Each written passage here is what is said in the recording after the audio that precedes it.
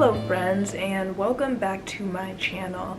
Thank you so much for supporting over the past year or so that I've been creating content. And this video today is going to be about some things that I've learned in my early 20s. So I will be turning 26 this year, which means I've been in my 20s for 5 years so far. A little bit about my background. I went to a small private school for college, and after I graduated, all of my hopes and dreams of going to grad school didn't really happen for me that way. So I decided to go into the workforce so I could be able to support myself, and I've been in the workforce ever since. And that's what I've been doing. And as I'm nearing 26, I've been able to reflect a little bit about my past 5 years just living in your early 20s. And so I just want to talk about a couple of things that I've learned. So stay tuned to hear about the 6 things that I've learned or gained in my early 20s. So the first thing on my list is that I have never been able to accomplish things that I didn't try to accomplish. So what that means really is all of the things that I was afraid to do and had anxiety over are the things that I have not been able to accomplish. The things that I have tried to accomplish, I have been able to succeed in my own measure of way in those things. Especially, like I said, coming out of college and not being able to go to grad school. Most of that I would attribute to lack of trying. But what I learned during that experience is, for me, I really didn't want to go to grad school. I was suffering from societal pressures.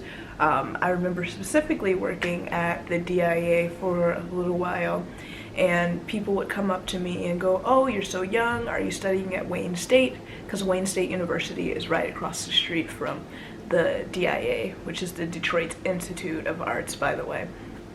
And so as I was working as a front desk person at this art museum, people would always come up and ask you, what did you study in college? Are you still in college?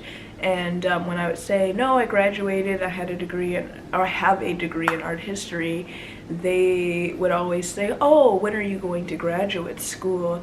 And I would say, I don't know. Right now I'm working to support myself. And always the follow-up would be, or most often the follow-up would be, oh, you should hurry up and go back. You don't want to stay in the workforce too long and get stuck and never go back. And so early on, that became a pretty big trigger for anxiety to me. Whenever I would think about going back to graduate school or going to graduate school, I would get pretty scared because I was afraid to fail. I was afraid to not get in. I was just afraid to do it, or try to do it and it wouldn't work and then I wouldn't get in. So I've initially found it easier to just not do it. And what it turned into is, later on in my mid-20s, I actually did try.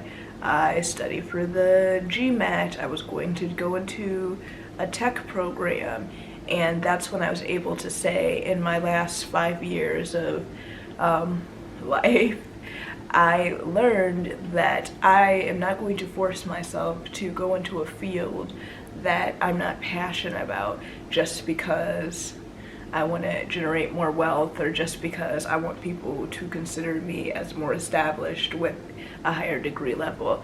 So I didn't do that. But at that point I had tried and I had got to a place where I felt comfortable with actually making an educated decision about what I really wanted to do. So that was my first thing that I learned. If you try at something, you will accomplish anything. Even if you try and fail, you accomplish gaining insight on something that you have not tried before. So, number 2, being young does not always mean that you don't hold wisdom. It sounds a little bit arrogant, honestly, but I think that I have learned so many things since I graduated from college that are within the expertise of like working in the workforce and working in nonprofits. And a lot of those things are very practical. And right now I work with students, and whenever we just talk casually, I think it can be very helpful when I talk to them about, like, you know, working in nonprofits and my experiences, and, like, you know, valuing yourself while also deciding how to contribute to a company.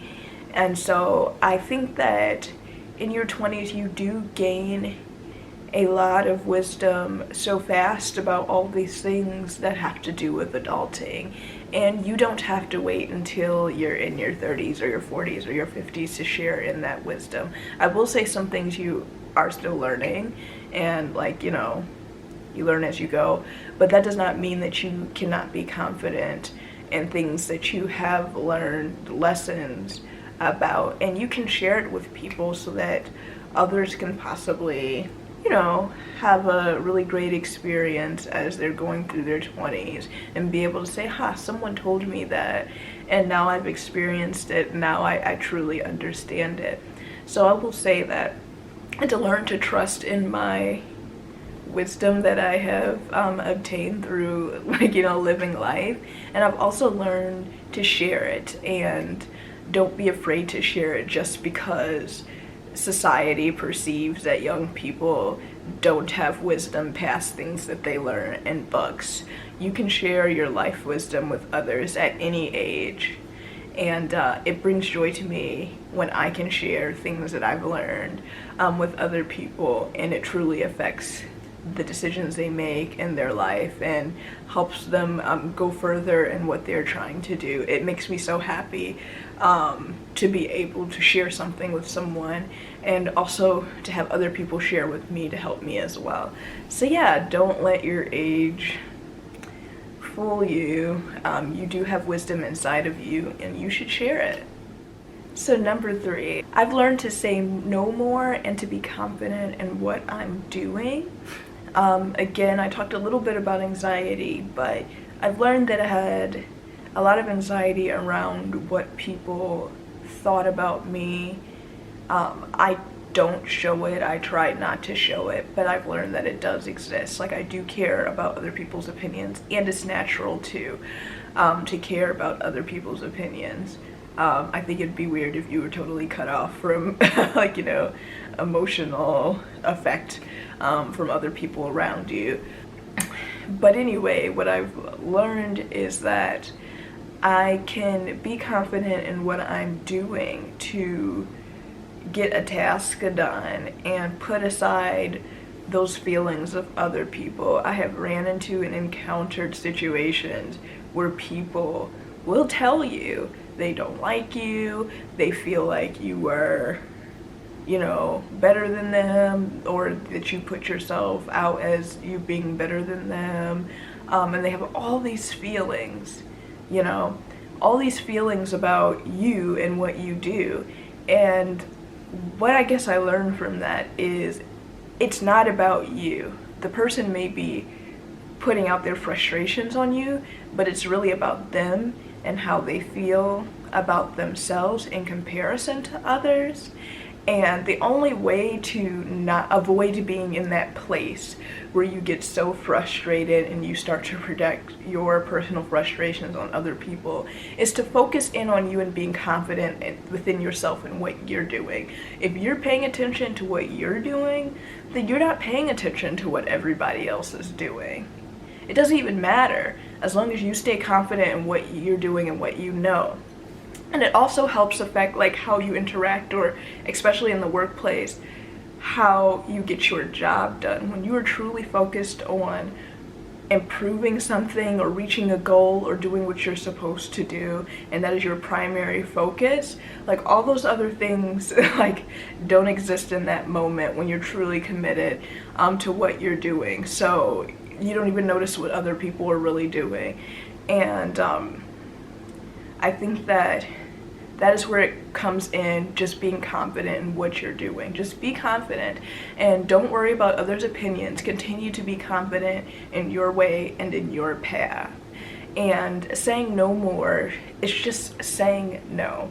Like, you can say no to anything that you do not want to do, and it actually is empowering to say no, because again, you're in your early 20s, you are not a child or an adolescent anymore. You don't have to say yes to appease people who have some type of control over your life. At this point, you have primary control over your life. Say no. Say no to that extra drink. Say no to going out to eat with your friends every time they ask. Say no to overextending yourself and taking on extra projects that you can't do and also do your job well. Say no. Sometimes you'll say no and you won't get the feedback that you would like from it, and you still have to do it. But the more you say no, the more you will find that you're using your time and your energy and your resources more effectively and becoming better at what you want to do and becoming better at knowing how you want to live. So say no and be confident in it. That's what I learned in my early 20s, and like, I'm not gonna lie, is something I'm just more recently learning in this latter part of my early 20s.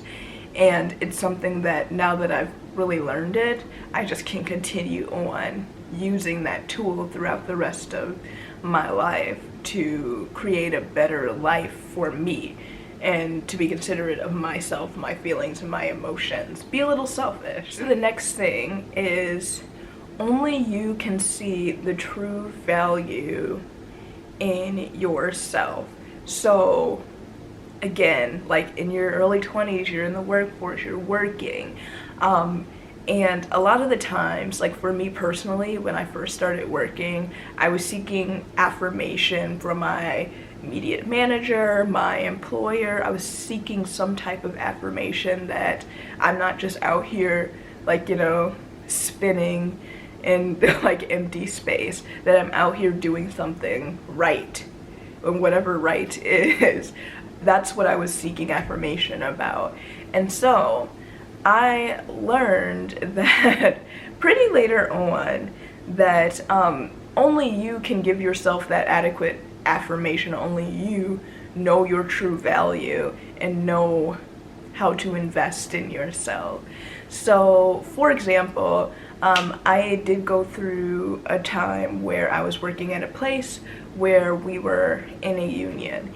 And for those of you who don't know what a union is, or a workers' union is, a group of people come together to form a union to protect their own rights within their workplace if they feel like their rights are being infringed on in one manner or the next. So it can be anywhere from not getting proper benefits, to being overworked, to not being compensated for what you are doing. So that's what it is to be in a union.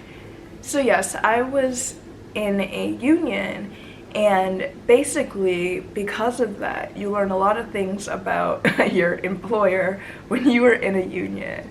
I experienced dealing with what's called a union buster, which basically is a person that the employer may hire to persuade, or the legal term is that they hire them to educate the employees about both sides, the good and bad of joining a union.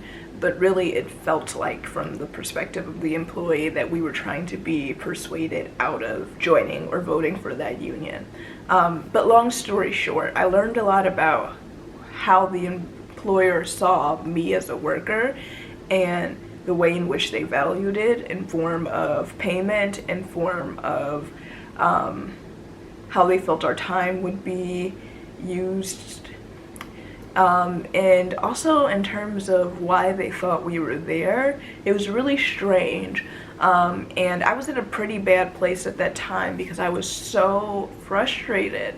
I just recently joined this job full time, and not shortly after we voted in the union, and things got really bad. We didn't get a raise for 2 years. we were being told like conflicting stories from different staff members. It wasn't a really great place. And because of that, I was able to really pay attention to the type of language the employer was using when they talked to us or talked about like why or why not we weren't getting raises, why or why not we weren't getting resources, why or why not they weren't hiring people in our department when other people quit.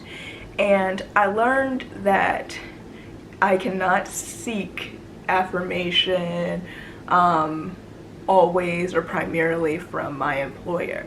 I knew my value as a worker. I knew the expertise that I had in the system that we use. I knew how intelligent I was. I knew my customer service skills. I knew what all of that added up to, and that's not what the employer was willing to give to me or my other coworkers, our true value in my opinion. And so, not too long after, I was able to find a different job. And when I went into the new job, I had to change my mindset about how I was going to see my value in the workplace. And part of that was saying, if I want to have the compensation that I'm looking for, I am going to put forward the work, the effort, the ideas, and all of that to try to receive that compensation. So that was my first route. And now I'm at a point where I've put forward things and have received salary increase and et cetera, which is really great. And I really have been supported by my current workforce. But I've also found that my goals are not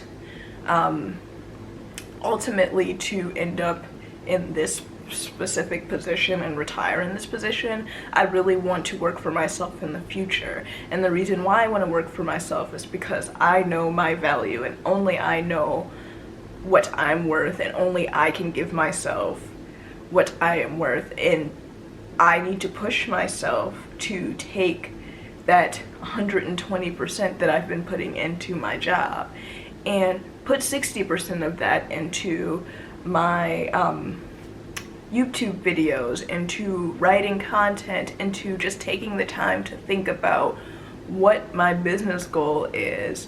And that is my true value, investing in myself. So I hope that I will see something come out of that in the future, and I'm really excited about moving forward with the ambition to not just sing and end all be all like salary cap or like, you know, looking forward to my 401k. I want to look forward to what I can create for myself. Okay, so this one is a really personal one for me. I remember in my college days, I was the person who really tried to support the people around me. I was always a listening ear, and a lot of the times it was super exhausting, and sometimes I felt like people don't listen to me because they always see me as a strong person who's giving advice. So going into my early 20s, I learned to start putting myself first in a way, and also to work on my own support system. You cannot support others unless you have your own support system.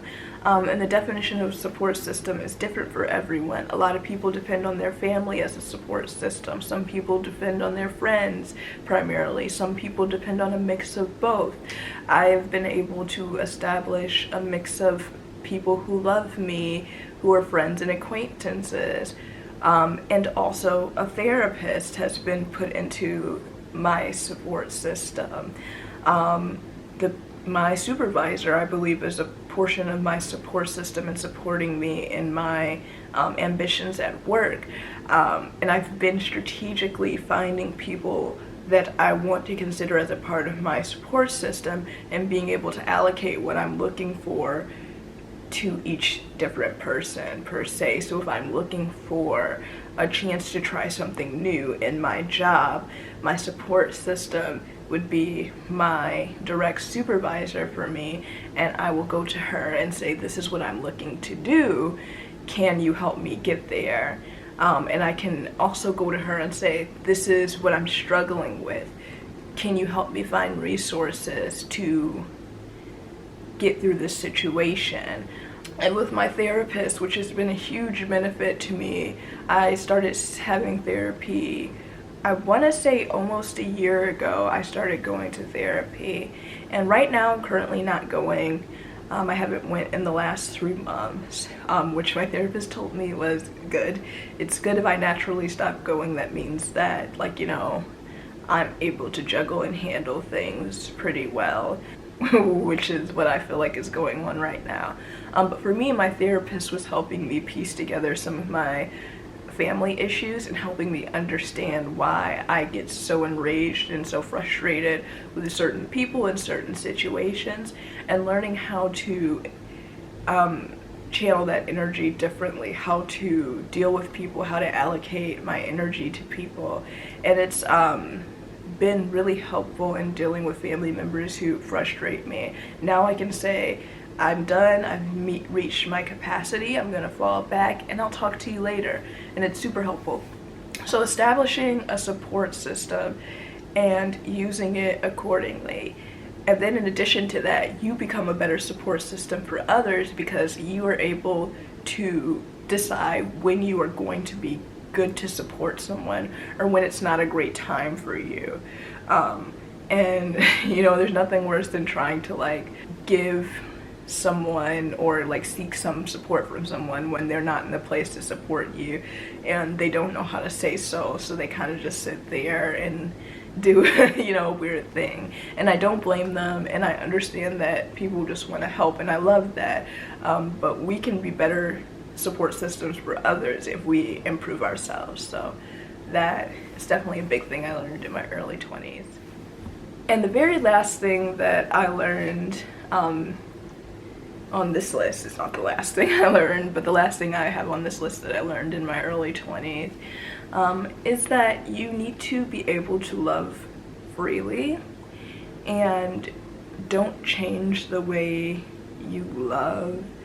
Don't put up walls, don't put up barriers just because you have been hurt. Love freely and love the way that feels most comfortable for you. I was just having this conversation with a friend earlier today, and it really almost inspired me to do this video tonight, because I was just thinking about how much I learned over like a year and a half of dating because I really wasn't doing that in college, and not even in like my first like 21, 22, I wasn't really doing that. And so I've been through the ups and downs. I've been through the people lying to you, people trying to get things out of you, people wasting your time. And it makes you want to just throw up a wall. You want to put up a wall and say, okay, the next person, I'm not going to be as happy to see them. I'm not going to be as eager to text them back. I'm not going to be myself. I'm just going to wait and see what they give me. And people feel that energy. So if it possibly is a true connection, you could be blocking a true connection by not being your true authentic self. You are going to experience hurt. You're going to experience betrayal. You're going to experience all the bad stuff. You cannot avoid it. You can't. Putting up a wall is not going to help you avoid it. Drawing back in, being seclusive is not going to help you avoid it. Continue to be yourself, but learn from those bad experiences at the same time. Just because you were hurt and someone lied to you does not mean that you don't trust people. What it means is you listen closer to the next person and what they're saying.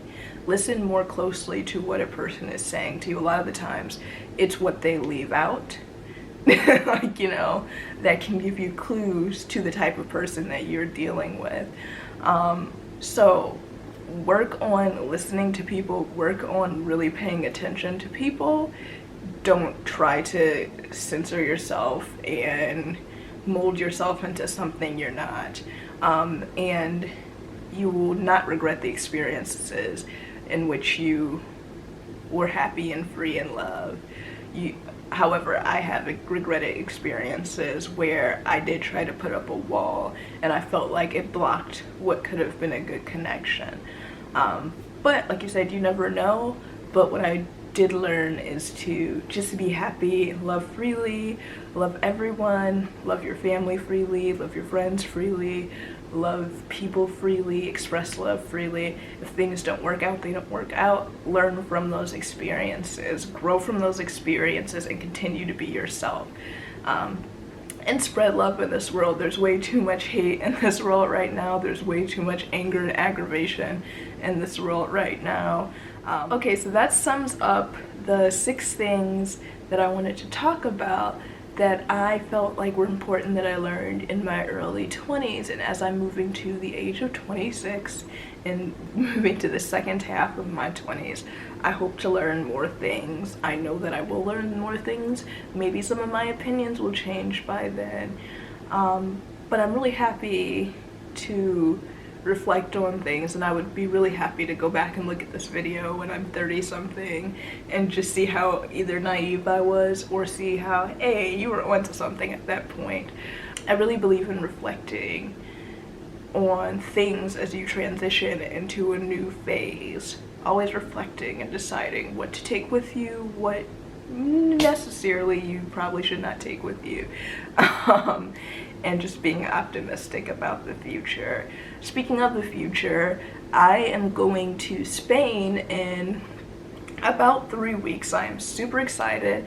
I will be vlogging, I will be making videos, I'll be sharing my time, I'll be at some cool parties in Ibiza, I'll be on the beach. I am really excited to go to Spain, so stay tuned to my channel. More content will come.